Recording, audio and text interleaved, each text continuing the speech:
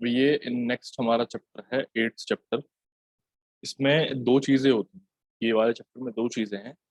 एक तो हमारा जो सीवेज सिस्टम है उसका डिजाइनिंग है। यहाँ पे देखो, ये जो सीवरेज सिस्टम लिखा है, एक तो इसका डिजाइनिंग है, और दूसरा ये जो अपर्टेनेंसेस यहाँ पे लिखा है इनके बारे में हमें जानना कि किस तरह के अपर्टेनेंसेस होते हैं, क्या क्या उनका काम होता है हर एक का। ठीक है, तो ये दो पार्ट्स में डिवाइडेड है। अब यहाँ पे सीवर अपर्टेनेंसेस वाला ये जो वाला पार्ट है, ये सारा का सारा थ्योरेटिकल है। इसमें इमेजेस वगैरह हैं। ठीक है, हम सीवेज के जितने भी एक तरीके से कंपोनेंट्स होते हैं वो सब यहाँ पे देखेंगे। कंपोनेंट्स में जैसे कि हमारे पास में कुछ कुछ चीजें आ जाती हैं। एग्जांपल के तौर पे मैं तुम्हें बताऊं अगर, तो हमारा यहाँ पे हो जाता है, जैसे कि तुमने देखा ही होगा, सीवर के ऊपर जो हमारे सीवर के पाइप्स होते हैं उनके ऊपर लगा होता है एक ढक्कन। वो हो गया मैन होल। ठीक है, अब कंपोनेंट्स की अगर हम बात करें मैन होल की, तो वो आ जाते हैं जैसे कि उसका चैम्बर चैम्बर हो गया, फिर एक वो होता है एक्सेस शाफ्ट होता है। ये मैन होल्स कितने तरह के होते हैं वो सब चीजें आ गई। अपर्टेनेंसेस के बारे में बता रहा हूँ। जैसे कि हमारे पास में मैन होल आ गया, तो ये मैन होल के बारे में हमें अच्छे से पढ़ना है। ठीक है, फिर और भी आ जाता है इसमें हमारे पास में, जैसे कि लैंप होल होता है एक, उसको लैंप होल कहते हैं। कि लैंप होल क्या होता है। नेक्स्ट हमारे पास में grease and oil trap. Grease and oil trap. फिर ऐसे ही और भी आता है, जैसे कि कैच बेसिन हो गया, स्टॉर्म वाटर इनलेट हो गया।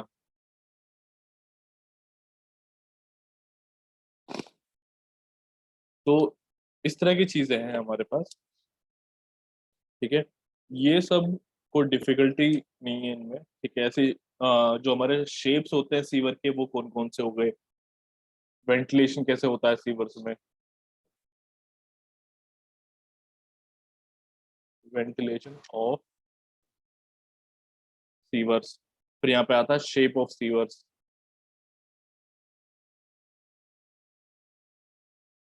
ठीक, तो ये सब चीजें यहाँ पे हमें पढ़नी है।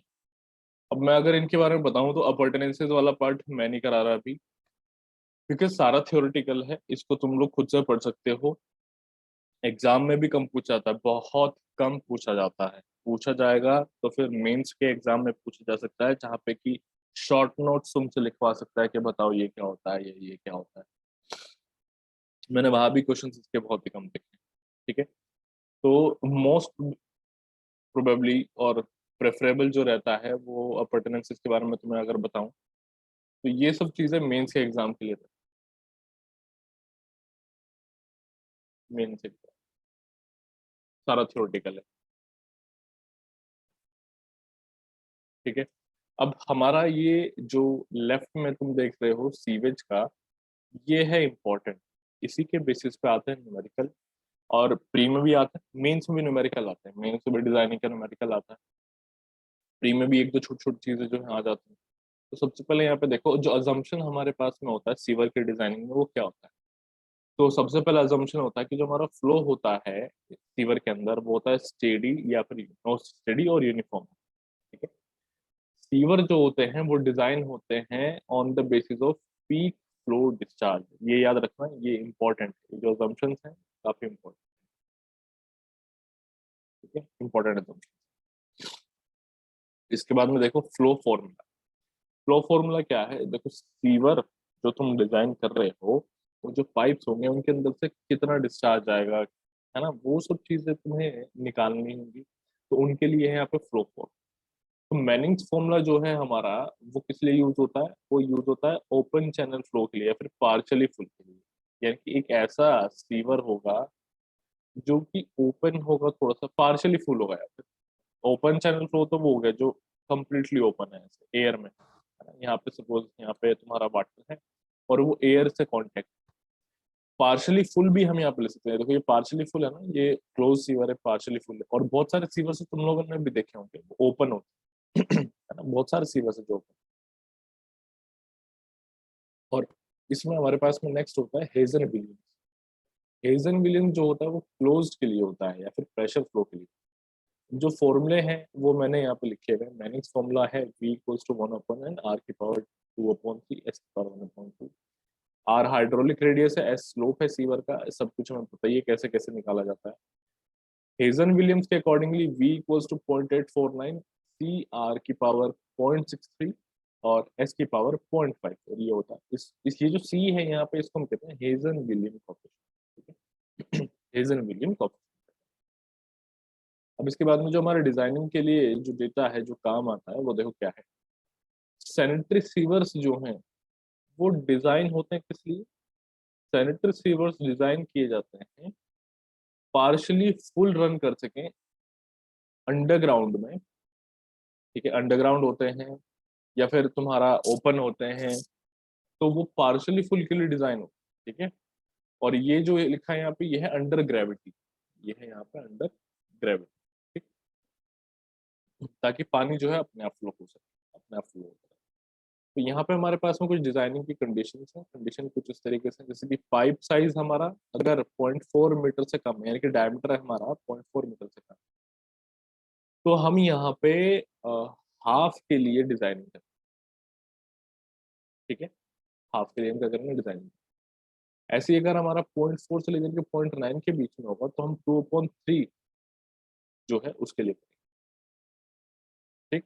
और ऐसे ही अगर हमारा डी जो है वो ग्रेटर देन 0.9 मीटर है, तो फिर हम यहाँ पे 3/4 के लिए। यहाँ पे बेसिकली क्या हो रहा है, इसको याद कर लेना है आराम से। ये एक एक बढ़ता जा रहा है, न्यूमरेटर में भी डिनोमिनेटर एक एक बढ़ता है, इंक्रीज होता है। नेक्स्ट हमारे पास यहाँ आ जाता है पीकिंग फैक्टर। पीकिंग फैक्टर क्या होता है? Maximum flow upon average flow, ये हमारा पीकिंग फैक्टर का फॉर्मूला होता है। पीकिंग फैक्टर हमारा ये एग्जाम में आया हुआ है, ये इंपॉर्टेंट है, ये प्री में आया हुआ है कि 20,000 तक की पॉपुलेशन के लिए पीकिंग फैक्टर कितना होगा? वो 3 होगा। या तो ये आया है, मुझे लग रहा है मैंने इसको एक बार देखा है कहीं तो, और ये आएगा आगे भी कहीं ना कहीं, तो इसको जरूर याद रखना। 20,000 तक की पॉपुलेशन के लिए पीकिंग फैक्टर 3 होता है। 20,000 से 50,000 के लिए पीकिंग फैक्टर 2.5 होता है। 50,000 से 7.5 लाख तक के लिए पीकिंग फैक्टर 2.25 होता है। और 7.5 लाख से अगर ज्यादा हो जाए तो पीकिंग फैक्टर हमारा हो जाता है, ठीक है। ये चीज होती है। अभी पीकिंग फैक्टर यहाँ पे तुम देख रहे होंगे कम होता जा रहा है, जैसे जैसे पॉपुलेशन बढ़ रही है पीकिंग फैक्टर हमारा कम। ये बेसिकली होता क्या है ना, कि पीकिंग फैक्टर क्या चीज़ है वो थोड़ा सा मैं समझा देता हूँ। अ, इसको तुम समझो, ये हमारा एवरेज फ्लो हो गया, ये वाला लाइन, और ये मैक्सिमम फ्लो की लाइन तुम समझो कि भैया एक टाइम पे मैक्सिमम फ्लो जो है हमारा ज्यादा है और एक टाइम पे कम है। मतलब क्या होता है कि डिफरेंस ज्यादा होता है ना, वेरिएशन होते हैं। कैसे वेरिएशन होता है, इसको 1 पर्सन के लिए समझो। भैया एवरेज फ्लो तुम्हारा आ रहा है, ठीक है ना, एवरेज फ्लो तुम्हारा आ रहा है, उसके घर में जो है पानी आ रहा है एवरेज फ्लो। इस तरीके से समझो, भाई मैं पानी से समझा रहा हूँ कि उसके घर पे पानी आ रहा है एवरेज फ्लो का। फिर उसको जब डिमांड हुआ, एक टाइम उसका ऐसा होगा जिसको उसको डिमांड बहुत ज्यादा होगा, यानी जैसे कि सुबह का टाइम। फिर एक टाइम ऐसा होगा उसको डिमांड नहीं होगा, तब उस वक्त बचा रहेगा सारा का सारा पानी, है ना, ऑलमोस्ट एवरेज और मैक्सिमम फ्लो जैसे जो है बराबर से। फिर एक टाइम ऐसा आएगा कि जो तुम्हारा डिमांड है सारा, वो फिर से बढ़ जाएगा, है ना। तो यहाँ पे क्या है, तुम देख सकते हो कि एक आदमी के लिए ये जो गैप्स हैं ये बड़े हो जाएंगे, जो गैप्स यहाँ पे हैं, ये बड़े हो जाएंगे। अब सपोज करो 2 आदमी लो, 2 आदमी के लिए बना, तो ऐसा हो सकता है ना कि भैया जिस टाइम पे हमारा पहला आदमी का डिमांड है, उस टाइम पे हो सके दूसरे आदमी का डिमांड ना हो, है ना। तो क्या होता है कि जैसे जैसे पॉपुलेशन बढ़ती चली जाती है, उस तरीके से जो वेरिएशंस हैं वो कम होते चले, इसी वजह से ये जो पीकिंग फैक्टर है यहाँ पे कम होता चला, ठीक है। ये इसका रीजन। अब जो मिनिमम फ्लो होता है वो कितना होता है? वो होता है 1/3 से लेकर के 1/2 of the average flow. Sewage जो है वो डिजाइन होता है किसके लिए? पीक डिस्चार्ज के लिए, ठीक। और चेक किया जाता है किस लिए? और it should be checked to ensure that at minimum discharge. और उनको चेक किया जाना चाहिए क्या इंश्योर करने के लिए? मिनिमम डिस्चार्ज पे इंश्योर करने के लिए। मिनिमम डिस्चार्ज हमारा क्या है यहाँ पे? मिनिमम आर्ली डिस्चार्ज की बात होती है, ठीक है? कि जो हमारा वेलोसिटी जनरेट हो रहा है वो ज्यादा हो किससे? सेल्फ क्लींजिंग वेलोसिटी से। यहाँ पे क्या है, कंप्लीटली दोबारा से बताता हूँ मैं कि सीवर जो है वो पीक डिस्चार्ज को कैरी करने के लिए डिजाइन होना चाहिए। और चेक करना चाहिए हमें कि मिनिमम डिस्चार्ज पे जो उसकी वेलोसिटी है वो सेल्फ क्लींजिंग वेलोसिटी से ज्यादा हो। ये चीज हमें जो है इंश्योर करनी है। वरना क्या होगा कि अगर सेल्फ क्लींजिंग वेलोसिटी उसकी नहीं होगी तो सारा का सारा जो सीवेज है उसके अंदर जो सॉलिड पार्टिकल्स है वो सेटल डाउन हो जाएंगे, सीवर फिर हमारा क्लॉग हो जाएगा, फिर जो आगे से सीवर आएगा, सीवेज जो आएगा वो हमारा नहीं फ्लो होगा। ठीक है। नेक्स्ट देखो, self cleansing velocity is the minimum velocity. ये वो मिनिमम वेलोसिटी होती है जिस पे कोई भी सॉलिड्स नीचे डिपॉजिट नहीं होता। जैसे कि मैंने अभी बताया था कि अगर वेलोसिटी हमारी कम हो जाएगी सेल्फ क्लींजिंग वेलोसिटी से तो नीचे सेटल डाउन हो जाता है सारा। ठीक है। अब देखो next, ratio of maximum discharge to average discharge is maximum in laterals. जो रेशो होता है मैक्सिमम डिस्चार्ज और एवरेज डिस्चार्ज का, वो क्या होता है कि वो होता है मैक्सिमम, इसमें लेटरल्स में मैक्सिमम होता है और वो कम होता चला जाता है लेटरल से ब्रांच और एंड एंड सीवर। जो पाइप्स होते हैं ना, लेटरल पाइप्स होते हैं, फिर हमारे क्या होते हैं ब्रांचेस होते हैं, फिर मेन सीवर आ जाता है। तो वो जो है कम होते चला जाता है। वो जो रेशो है हमारा मैक्सिमम डिस्चार्ज और एवरेज डिस्चार्ज का, वो कम होता चला जाता है। ठीक, ये हो गया। अब इसके बाद में यहाँ पे जो तुम देख रहे हो, अब ये फॉर्मूला आ जाता है, अभी फॉर्मूला हम पढ़ेंगे। ये वाला फॉर्मूला इसके ऊपर आता है ना।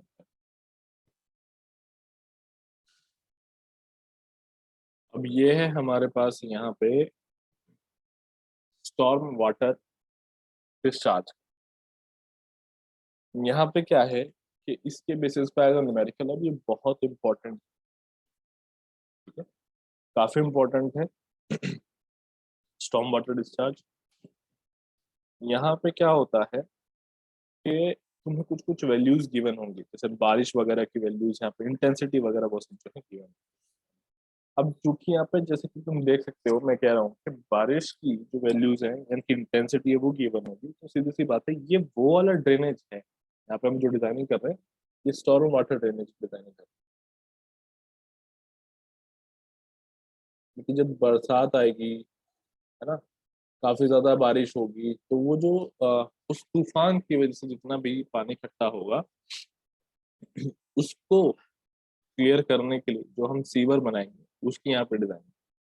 ठीक, तो यहाँ पे सबसे पहले है design of storm sewer requires estimation off peak run of data. तो इसके लिए हमें क्या चाहिए होता है, पीक रन ऑफ डाटा चाहिए होता है।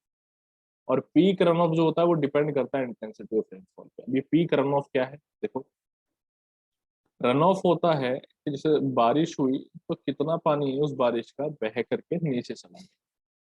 ठीक, तो यहाँ पे जितना ज्यादा बारिश होगा उतना ज्यादा पानी बह करके नीचे चला जाएगा।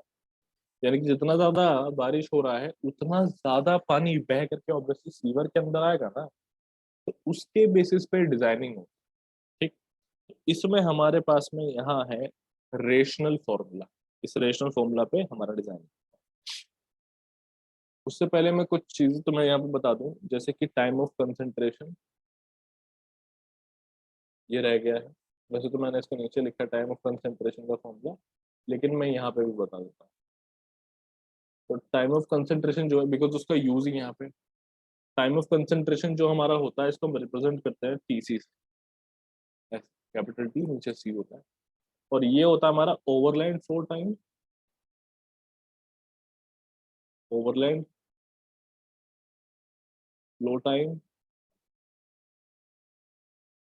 Plus channel flow time.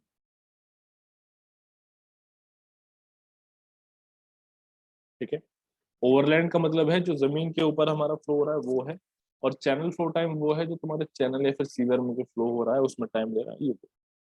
ठीक, जो पानी होता है सबसे पहले वो कैसे फ्लो होता है, वो जमीन पे फ्लो होता है, वो ओवरलैंड फ्लो होता है। ठीक, देन उसके बाद में वो एक चैनल को ज्वाइन करता है। Then joins a channel in the catchment. Sorry, मैंने यहाँ पे सीवर बोल दिया, ये जो चैनल है कैचमेंट वाला चैनल। इसके लिए यहाँ पे स्टेटमेंट लिख लेते हैं, water first flows overland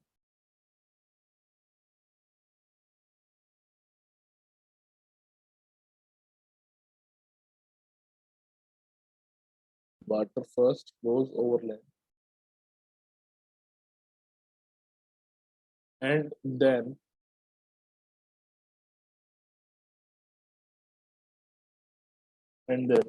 joins a channel in the catchment.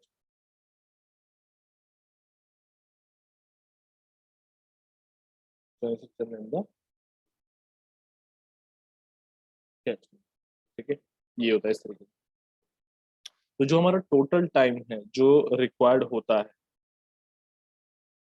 वो इन दोनों का समेशन करके होता है।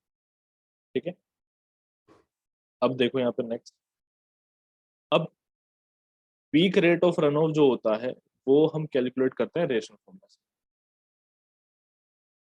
Peak rate of run of, rate of run of is calculated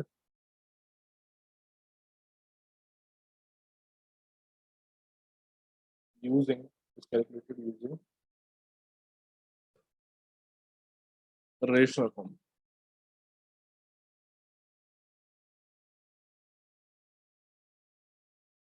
ठीक है, तो जो हमारा peak rate of run of होता है वो कैलकुलेट किया जाता है रेशनल फॉर्मूला। अब रेशनल फॉर्मूला में आ जाओ, क्या होता है, Q इक्वल्स टू सी आई ए होता है। अब यहाँ पे Q हमारा क्या है, peak rate of run of है और पीक रेट ऑफ डिस्चार्ज है। C जो है वो हमारा क्या होता है, रन ऑफ कोफिशिएंट है। और दूसरा फॉर्मूला इसका होता है run of upon rain flow. इसका दूसरा फॉर्मूला है run of upon rain flow. इस तरीके से निकलता है। ठीक है, इसको हम इम्परमेबिलिटी फैक्टर भी कहते हैं। आई जो यहाँ पे है वो इंटेंसिटी ऑफ रेनफॉल है। ए जो है वो कैचमेंट का एरिया हेक्टेयर में है। ठीक, और यहाँ पे अब देख लो नेक्स्ट, आई यानी कि जो इंटेंसिटी, यहाँ पे इंटेंसिटी ऑफ रेनफॉल इसको कैसे निकाला था, तो इसके लिए फॉर्मूला है हमारे पास I equals to A upon T C plus B. अभी टी सी तुम्हारा टाइम ऑफ कंसंट्रेशन ये रहा है यहाँ पे, और ये ए और बी जो है ये है कांस्टेंट। तो अगर हमारा, अच्छा इसकी यूनिट्स देखो सेंटीमीटर पर आवर में होती है। ये जो यहाँ पे कॉन्सेप्ट आ रहा है ना, ये इंटेंसिटी ऑफ रेनफॉल, ये हाइड्रोलॉजी का कॉन्सेप्ट है। नेक्स्ट देखो टीसी इज, ये जो टीसी है ये 5 से लेकर के 20 मिनट तक होता है। ठीक, तो इसके अकॉर्डिंगली हमारा जो इंटेंसिटी ऑफ रेनफॉल का फॉर्मूला है वो होता है 75 अपॉन टी सी प्लस 10। ठीक है, टीसी जो है अगर हमारा 20 से लेकर के 100 मिनट तक होता है तो हमारा जो इंटेंसिटी का फॉर्मूला है वो हो जाता है 100 अपॉन टी सी प्लस 10। ठीक है, तो ये फॉर्मूले हैं, इनको हमें याद रखना। अब यहाँ पे टी आई और टी बी लिखा है। टी आई हमारा क्या है, ओवरलैंड फ्लो टाइम है टी आई, और जो टी बी लिखा है वो तुम्हारा चैनल फ्लो टाइम है। ठीक है, ये चीजें। इसमें देखो भी नेक्स्ट, रन ऑफ कोफिशिएंट जो होता है उसका जो वैल्यू है वो इंक्रीज होता जाता है जैसे जैसे जो इम्परवियस, जो हमारा इम्परवियसनेस है कैचमेंट का वो इंक्रीज होता है। यानी कि अगर हमारा कैचमेंट, कैचमेंट क्या होता है, देखो कैचमेंट हमारा ग्राउंड वाटर रिचार्ज करता है। ठीक, तो अगर हमारा कैचमेंट इम्परवियस है यानी कि पानी जो है जो उसके ऊपर गिर रहा है वो नीचे नहीं जा रहा है, ग्राउंड वाटर रिचार्ज नहीं हो रहा, तो ऑब्वियसली पानी फ्लो होकर के नीचे जा रहा है। तो अगर वो पानी फ्लो के नीचे जाता है तो सीधी सी बात है रन ऑफ कोएफिशिएंट की वैल्यू जो है वो बढ़ जाएगी, है ना। इसी तरह आगे देखो, when several types of surfaces comprise the catchment, जब बहुत सारी तरह की सरफेसेस कैचमेंट बना रही होंगी, देखो कैचमेंट एक अकेला नहीं होता, बहुत सारा एरिया, बहुत बड़ा एरिया कैचमेंट कहलाता है। ठीक है, तो उस एरिया में बहुत तरह तरह की जो जमीन है वो आ जाती है। मान लो यहाँ की जो है इस तरह की लैंड है कि जो कि परवियस है, यहाँ की कम परवियस है, यहाँ की इम्परवियस है, तो कैचमेंट एरिया बहुत बड़ा होता है, छोटा नहीं होता।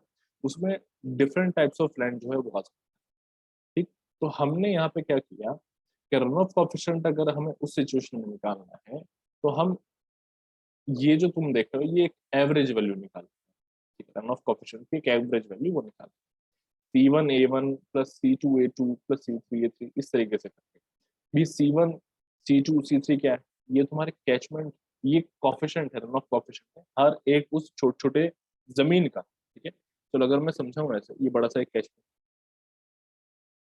ये हमारा कैचमेंट है। इस कैचमेंट में ये हमारा एक टुकड़ा हो गया जमीन का, एक ये एक ही, तो यहाँ पे ये C1 है, ये हमारा C2 है, ये हमारा C3, ये क्या है, ये कोफिशिएंट्स है, हर एक उस पार्ट के कोफिशिएंट। ऐसे ही यहाँ पे जो होगा वो एरिया होगा A1, एरिया होगा A2, एरिया इसका होगा A3, ये एरिया है। तो हमने इस तरीके से इनको जो है निकाला होगा। ठीक है, अब डिजाइन जो हमारा हो रहा है यहाँ पे रेनफॉल इंटेंसिटी, अब देख लो आई नोट जो तुम देख रहे हो, ये जो आई नोट है यहाँ पे I equals to I naught bracket में 2/1 + Tc ऐसे होता है। तो जो आई नोट है ये है point rainfall intensity of a particular frequency. कोई पर्टिकुलर फ्रीक्वेंसी की एक पॉइंट रेनफॉल है हमारी, ये एग्जैक्टली ऐसे ही गिवन होगा, इनटू एरिया डिस्पर्जन फैक्टर, ये भी गिवन होगा, इसमें मल्टीप्लिकेशन करेंगे तो हमें आई नोट हमारा मिल जाएगा। अभी आई क्या है, ये है डिजाइन क्रिटिकल रेनफॉल इंटेंसिटी। अगर हमें क्रिटिकल रेनफॉल इंटेंसिटी निकालना होगा तो वो इस फॉर्मूले से जो है निकाली जाएगी। ठीक, ये चीज को याद रखना, डिफिकल्ट नहीं है, इजी है ये। अभी इसका हम एक न्यूमेरिकल भी देखेंगे थोड़ी देर में, ये वाला भी कंप्लीट हो जाए। अब नेक्स्ट देखो यहाँ पे, वही जो हमारे सीवेज सिस्टम्स हैं उनमें क्या है कि हाँ, डिस्चार्ज तुम्हें निकालने होंगे, storm water discharge.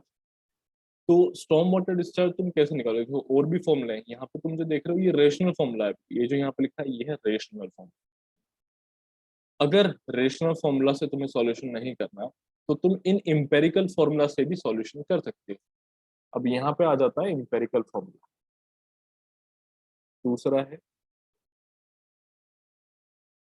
Empirical formula. लेकिन जो क्वेश्चन सॉल्व होता है मोस्टली वो इम्पेरिकल फॉर्मूला से ही होता है, सॉरी रेशनल फॉर्मूला से होता है मेन्स में। और इम्पेरिकल फॉर्मूला जो है इसको तुम अपने प्री में इस्तेमाल कर सकते हो। अभी देख लो इसके लिए क्या तरीका है। क्यूपी डिकिंस फॉर्मूला होता है इसमें, सबसे पहले दो फॉर्मूले होते हैं, एक होता है रेयर्स फॉर्मूला, एक होता है डिकिंस फॉर्मूला। तो according to the Dickens formula, QP जो हमारा स्टॉर्म वाटर डिस्चार्ज यहाँ पे तुम देख रहे हो, ये होता है सी डी इंटू ए। ये ए एरिया है, ये है एरिया, और इस एरिया का जो पावर है वो है 3/4, और ये एरिया किलोमीटर स्क्वायर में होता है। सी डी है, ये 3/4 है। ठीक, ये किलोमीटर स्क्वायर में। अब तुम्हें इसको याद कैसे करना है, देखो यानी कि यहाँ पे पावर कौन सी आनी है वो मैं तुम्हें बता दूं। यहाँ पे इसको समझने से पहले नीचे आ जाओ, रेयर्स फॉर्मूला में क्यूपी यानी कि तुम्हारा जो स्टॉर्म वाटर डिस्चार्ज है वो कैसे निकालोगे, उसके लिए होता है सी आर ए की पावर 2/3। अब ये देखो यहाँ पे सी जो है वो कॉफिशेंट है, सी डी जो है वो डिकेंस कॉफिशेंट है, डिकेंस कॉफिशेंट है। और यहाँ पे जो सी आर है वो तुम्हारा रेयर्स कॉफिशेंट। अब यहाँ पे रेयर्स कोएफिशिएंट में पावर है 2/3 एरिया की, यहाँ पे पावर है 3/3। तो मैं हो गया था कंफ्यूज, मतलब जब मैं खुद से पढ़ता हूँ तो मैंने क्या किया, मैंने एक चीज चेक करी, ये देखो डिकेंस में तुम वर्ड्स काउंट करो, तो ये 1 2 3 4 5 6 7 7 वर्ड्स हैं। और यहाँ पे 3/4 जो है, इनको अगर मैं समेशन करूँ तो ये भी 7 बन रहा है।